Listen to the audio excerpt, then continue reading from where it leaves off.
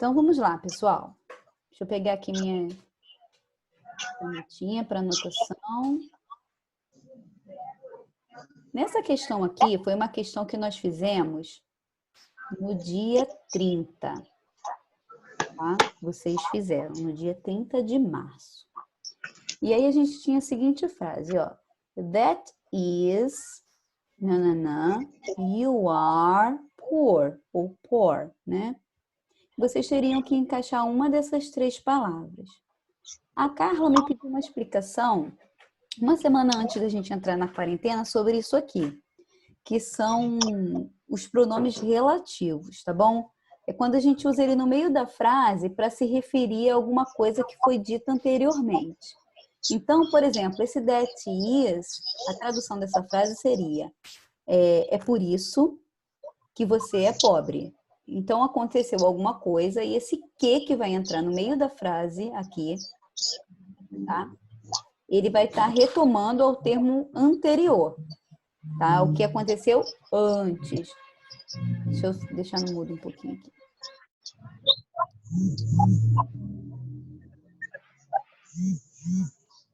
Então, pessoal aí que fez atividade e tal, poderia marcar para mim qual a resposta que vocês colocariam aqui? Carla, você que eu pude explicar assim, especificamente para você na sala, você consegue marcar qual dessas opções aqui você encaixaria no número 1? Letra B.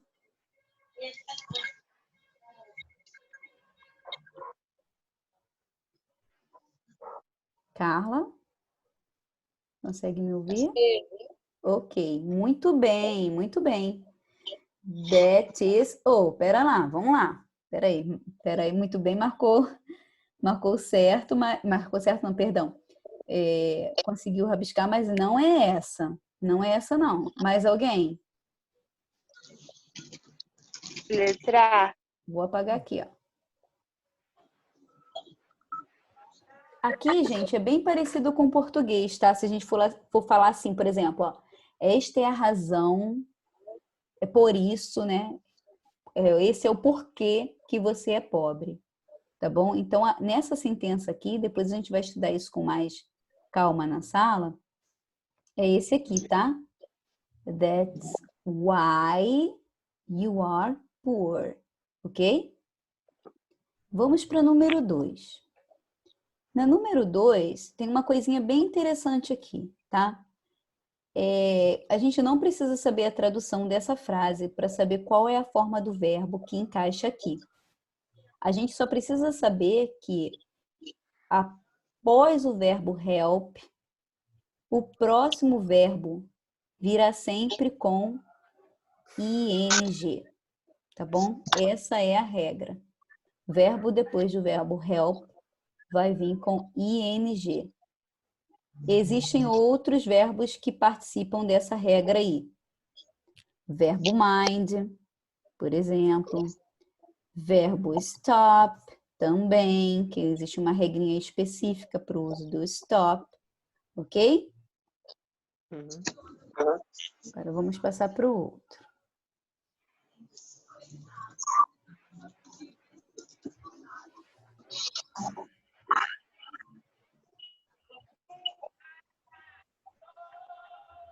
Número 3. I heard him. E você tem que colocar um verbo aí, tá?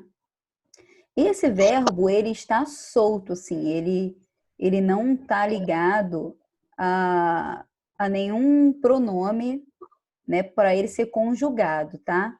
Então, na verdade, a gente conjugou o verbo aqui em relação a esse pronome anterior aqui. Então, eu ouvi ele, e a gente vai colocar a ação aqui com um verbo na forma normal. Qual é o verbo aqui que ele está assim sem conjugar? Ele não está conjugado. Tem uma forma aqui que ele está na forma normal dele, na forma original. Ok? Gabriel, pode marcar aí para mim o que você acha que é?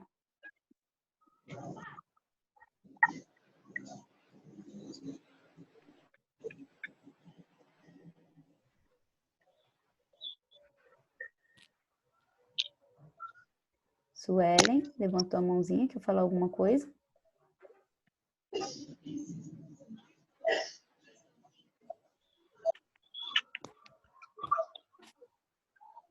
Gabriel, tem alguma dúvida? Pode chamar no chat se não quiser falar.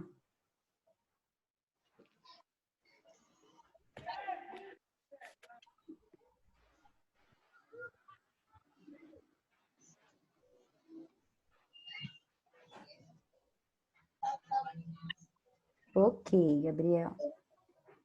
Ó, gente, a resposta aqui, ó, é a letra C, tá bom? É o verbo sing, ele não está conjugado. Aí você vai falar, ué, Carol, então como é que eu sei que ele está conjugado nas outras? Aqui, essa terminação em S, tá vendo? Essa terminação em NG, essa mudança aqui, ó, no radical, que é a parte principal para essa letra A, que coloca o verbo no passado, e essa mudança aqui, ó, para a letra U, que coloca o verbo no particípio, tá bom? Então, a forma original do verbo é a letra C, ok? Agora vamos falar aqui do número 4, que é o mesmo caso do número 1, que a gente vai usar um pronome relativo para retomar alguma coisa que foi dita anteriormente. Nesse caso aqui, ó, a gente está falando the place. The place é o lugar.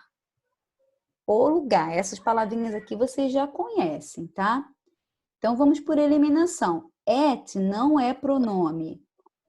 At é preposição. Eu quero aqui um pronome relativo. O que se refere a lugar? Whom ou where? Pedro, marca aqui para mim o que você acha que é. Por favor, fala no chat.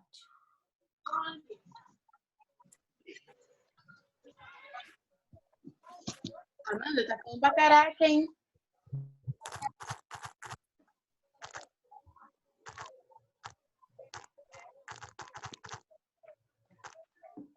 Pedro, tá me ouvindo? Deixa eu ver.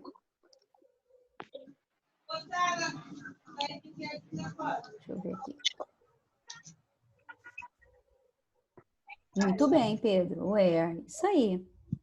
Where quer dizer onde, tá bom? Então, ó, the place where we use it to study, o lugar onde nós costumamos, vamos estudar, ok? Is no longer a school. Não é mais uma escola. Ok, muito bom.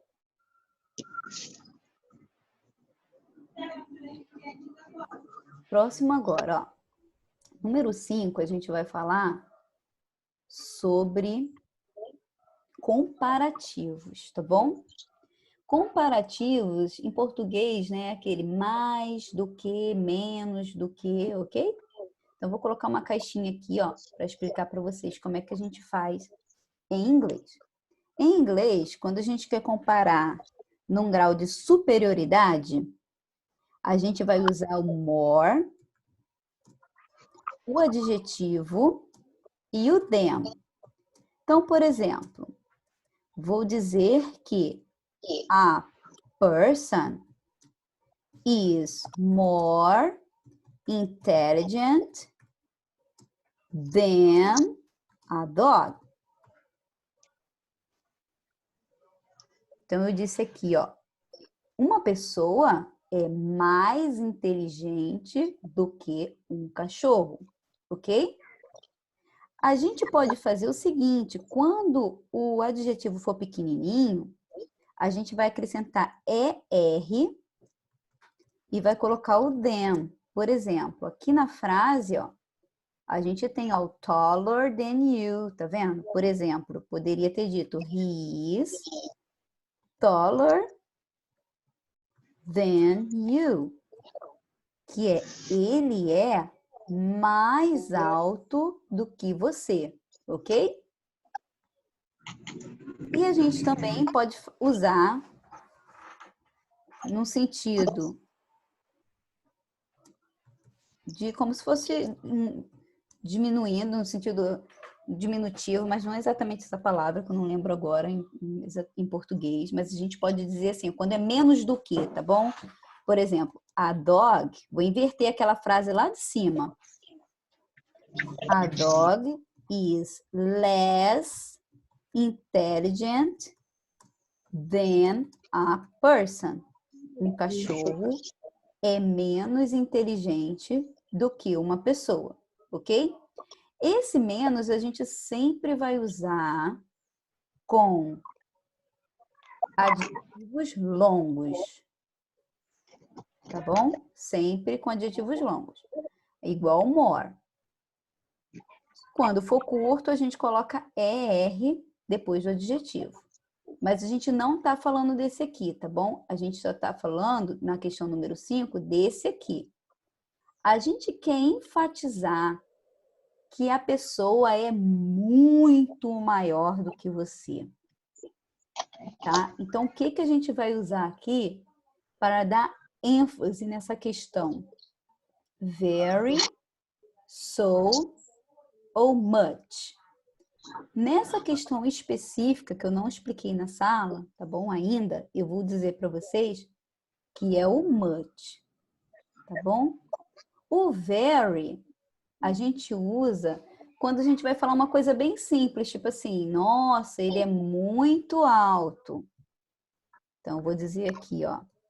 He is very tall.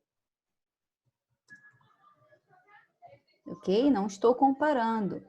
Aqui também eu vou dizer, mas no sentido de enfatizar mais ainda. Nossa, como ele é grande. He is so tall. Uau, ok? Nesse sentido de dar bastante ênfase. E o much é para dar mais ênfase ainda. Então, ele foi usado junto com o comparativo, ok? Enfatizando o comparativo. E não só o adjetivo sozinho, tá bom? Assim, o grau que ele está. Então, por isso que a gente usou o much. Baseado nessa número 5 aqui do dia 31, essa explicação que eu dei aqui, vamos fazer agora essa número 1, que é do dia 1º, tá bom? Então, agora eu gostaria que a Suelen marcasse aqui para mim a resposta dessa número 1 ou me falasse no chat, tá bom? Vamos lá, Sueli.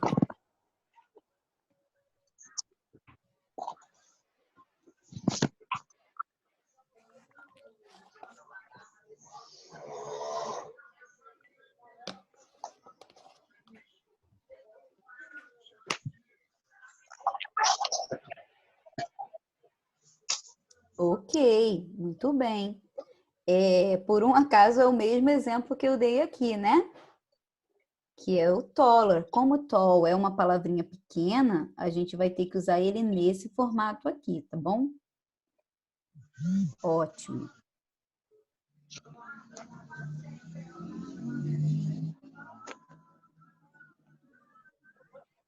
Então, vamos continuar aqui, ó, no número 2.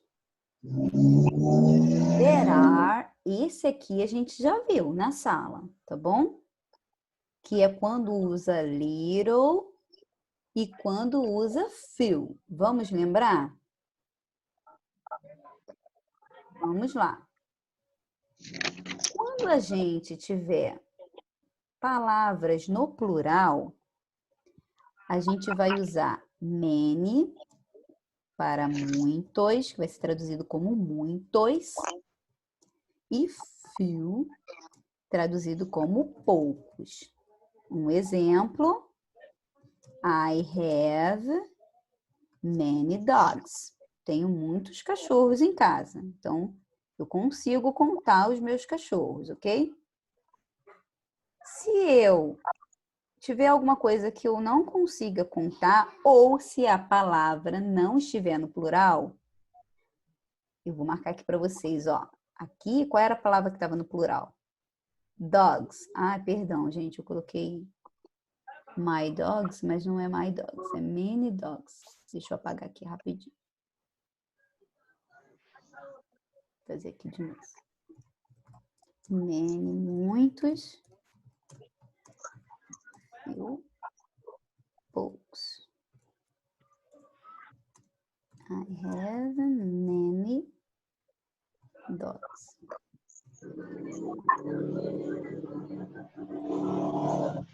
Ok. Então, a minha palavra no plural aqui é dogs. Se a minha palavra não tiver no plural, aí já vai me dar uma dica, né? De que eu vou usar much, que é muito, ou little. Você não estava nessa aula, Carla, tá bom? Preste bastante atenção. Que é pouco. Que geralmente os professores na escola dizem assim, ó, quando um substantivo não é contável, aí você fala, meu Deus, como é que eu vou saber que isso não é contável? E agora? Então, a dica que eu te dou é essa, tá bom? Se não tiver no plural, não é contável. Até porque você não fala assim, ah, eu tenho muitos, não vou dizer muitos, o que tiver, muitas águas. Bem fácil assim para vocês entenderem. Eu tenho muitas águas, né? A gente não fala isso. Nossa, eu tenho muita água, eu tenho bastante água. Então, a água a gente não conta, tá bom? Então, por isso que eu diria, por exemplo, I have much water, ok? Então, baseado nessa explicação aí, ó, Carla, eu gostaria que você respondesse para mim, para eu ver se você entendeu, por favor.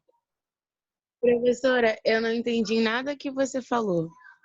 O áudio tá ruim e eu não entendi a explicação também. Eu não te escuto não, Carla. Escreve no... Ou marca aqui ou escreve para mim no chat, por favor.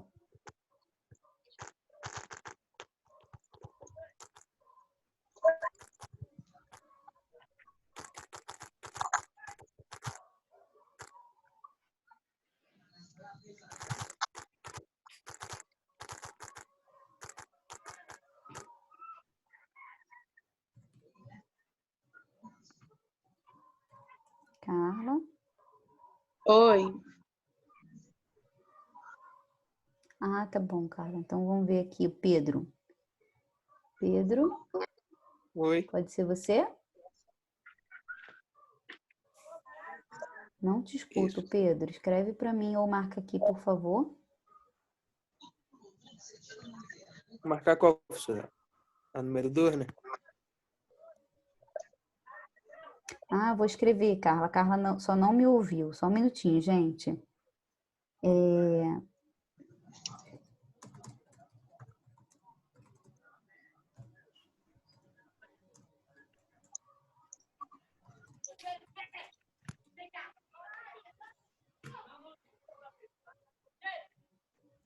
Vou dar um tempinho para eu ver se ela conseguiu entender.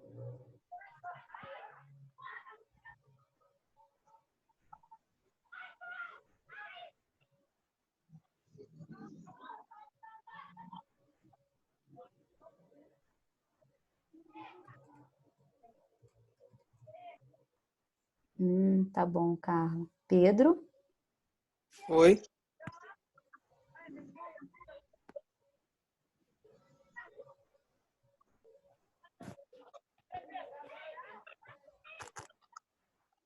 Consegue, Pedro? Você também não era meu aluno aí quando eu ensinei isso. Many, much, few, little. Você entendeu? Qual seria a resposta do número 2?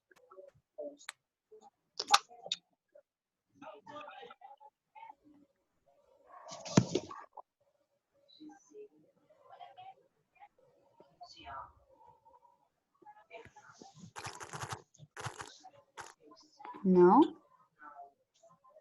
Mandei isso. Ok, olha só, vamos lá.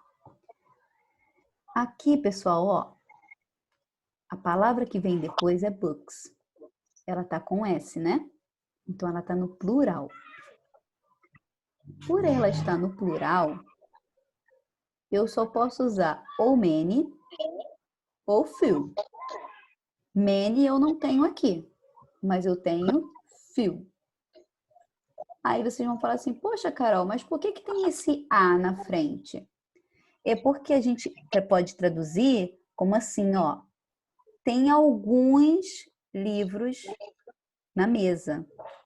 Ou tem uns livros ali na mesa, ok? Pode falar, Pedro, no chat que eu vejo aqui, tá bom? Tá bom. Ficou com dúvida? Não, não.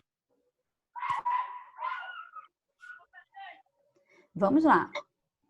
Número 3, agora, a gente tem que encaixar um verbo aqui, nesse espaço. Mas e aí, como é que eu vou saber qual dessas formas que eu vou colocar aqui? Meu Deus! Aqui na frase, eu tenho aqui, ó, um trechinho que marca o tempo dessa frase, que é last week. Last week quer dizer semana passada. Então, se é semana passada, o verbo tem que estar no passado. Só que aqui nós temos um verbo irregular, tá bom? Depois eu vou mandar para vocês uma listinha de verbos irregulares. O verbo irregular aqui é o verbo rise, que é o verbo aumentar, tá bom? Então, o verbo rise, a forma normal dele é rise e o passado dele é rose, ok? E particípio, risen. O que é particípio, Carol? É quando a gente fala assim, ó, ele tinha aumentado os preços. A gente usa a terceira forma, tá bom? Só que hoje eu quero só a forma no passado. Então, a forma no passado aqui, ó, é a forma rose, que é a letra A. Vamos lembrar que os verbos no passado, o simple past, ele é marcado pelo auxiliar did. Esse did faz com que os verbos fiquem com a terminação ed, por exemplo. O verbo play, que é jogar, vai ficar com ed no final. Played, ok? A gente lê tirando o som do E, a gente lê assim, played. O verbo need também, ó, needed, ok? O verbo stud também, só que porque o stud tem antes do Y uma consoante, quem estudou comigo ano passado, lembra, a gente troca o Y por I e acrescenta ED, tá bom? Depois eu vejo se eu gravo mais aulinhas separadas só para vocês relembrarem isso aí. Esses são chamados verbos regulares, tá bom? Que é quando a gente só acrescenta ED, que é quando eles participam da regra. Esse aqui que a gente está usando na frase do número 3 é chamado de verbo irregular, tá bom?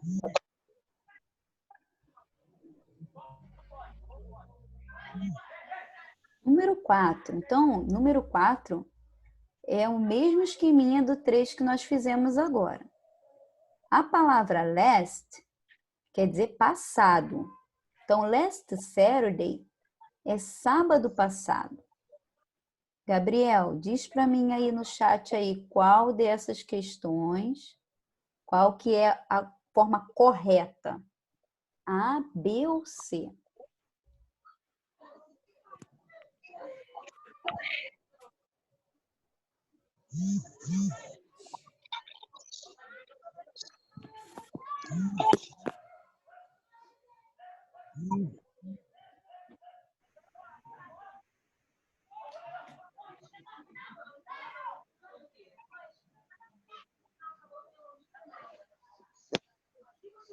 Se mais alguém aí quiser responder, é só mandar aqui no chat que eu vejo, tá bom? Se vocês estiverem com vergonha de falar, escreve aqui no chat para eu ver se vocês estão acompanhando. É importante para mim que vocês me deem um retorno, tá bom? Ó, se a nossa aula cair o vídeo, eu vou ligar novamente, vou mandar um link novamente para vocês, tá? Vamos lá, Gabriel? Gente, vocês me perdoem aqui que eu peguei um vírus no meu computador agora à tarde. E às vezes vai aparecer essa caixinha. Ok, então, vamos lá. Eu expliquei agora para vocês que quando a gente estiver usando o passado, a gente vai usar auxiliar did, né? Por exemplo, e aí, vamos supor, ele aparece em perguntas, tipo, did you visit your parents yesterday? Você visitou seus pais ontem? Daí o verbo visitar, ele vai ficar na forma normal e o did aparece aqui. Mas isso quando a gente faz pergunta, tá bom? Pergunta. Quando a gente não faz pergunta, quando não é uma frase interrogativa, quando é uma frase afirmativa, o verbo visit vai ter que terminar com, que eu expliquei lá no outro slide, ed, tá bom? I visit my parents. Eu visitei meus pais, tá? Vou tirar aqui que ficou feio com letra maiúscula, mas marcar com para vocês entenderem. Tá bom? Então, a gente está falando só da forma no passado. Então, é a letra B, tá bom?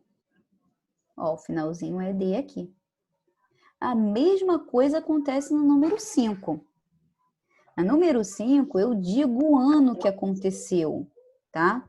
Foi em 1616. Então, eu marco um tempo no passado, igual quando eu falei no número 4 aqui, ó. Last Saturday é ontem.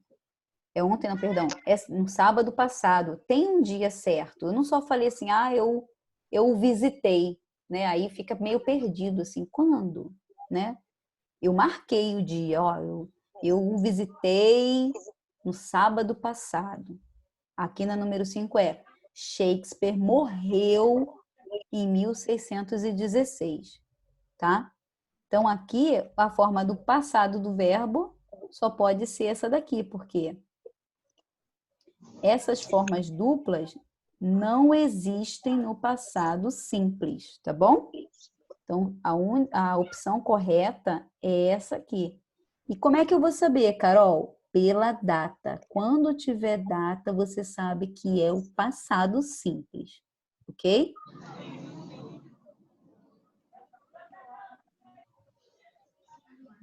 Próximo aqui, ó. Aqui Mãe, é essa um outro internet exemplo ruim, toda hora cai. do dia 1º/4. Eu digo assim, ó. I, that movie yet. Então, eu vou ter que falar que eu não vi o filme e o que marca aqui pra gente é esse yet. Quando a gente usa esse yet, que quer dizer ainda, fica meio perdido no tempo, né? Tipo assim, eu ainda não fiz isso, eu ainda não estudei tal matéria, eu ainda não comi aquele bolo delicioso. Tá perdido assim no tempo. Tá? Você teve a oportunidade de fazer aquilo em algum momento no passado, mas você ainda não fez. Então, quando você usa essa palavrinha ainda, a gente vai usar um tempo verbal em inglês que é chamado present perfect, que vocês vão ver muito no ensino médio, tá bom? Que é o presente perfeito. Você pode traduzir como eu não vi esse filme ainda, ou você também pode falar eu não tinha visto esse filme ainda, ok? Então, essa forma do present perfect, você vai usar have ou has. Lembra que o has é para he, she, it, tá bom? E o verbo no particípio. Participle, que é a terceira parte da tabelinha que eu falei lá na outra atividade, tá bom? Então, eu vou dar um exemplo aqui para vocês, ó. Eu posso falar assim, ó. I haven't, olha que interessante. Só pode usar essa forma negativa no have se for nesse período aqui, do present perfect, tá bom? I haven't studied this content yet. Eu não estudei esse conteúdo, né, dessa matéria ainda. Então, aqui a gente tem, ó, o have na negativa, né? O verbo na tabelinha lá, que eu vou escrever aqui embaixo, e o yet. Que tabelinha é essa, Carol? É aquela que a gente fez, ó. O verbo é to study. No passado, ele é studied. E por ele ser regular, no particípio, ele também fica com essa terminação ed. Tá bom? Então, a nossa alternativa correta aqui é a alternativa B. Como é que vocês vão saber? Pelo verbo have mais o verbo no particípio. Tá, Carol, mas que verbo é esse? Vou colocar aqui para vocês. É o verbo to see, que quer dizer ver, tá bom? Ver. No passado, ele é irregular, ele fica só, vira só. E no particípio, ele tem essa forma seen, que é traduzido como visto, tá bom? Então, aqui, ó. Ver, né? E esses dois aqui é viu. Ouvimos, né? Tô traduzindo assim numa... E esse aqui é visto. Só para vocês não esquecerem. Ok? Agora, vamos ver essa número 2. Nessa número 2 aqui, ó. He wished he tananã better. Eu vou fazer o seguinte, gente. Eu vou dar uma pausa aqui na aula. Uma pausa não, vou fechar essa aula. E vou enviar um outro link para vocês, tá bom? Tá. Ok? Todo mundo manda um ok aí para mim. Tá ok? Carla, Gabriel.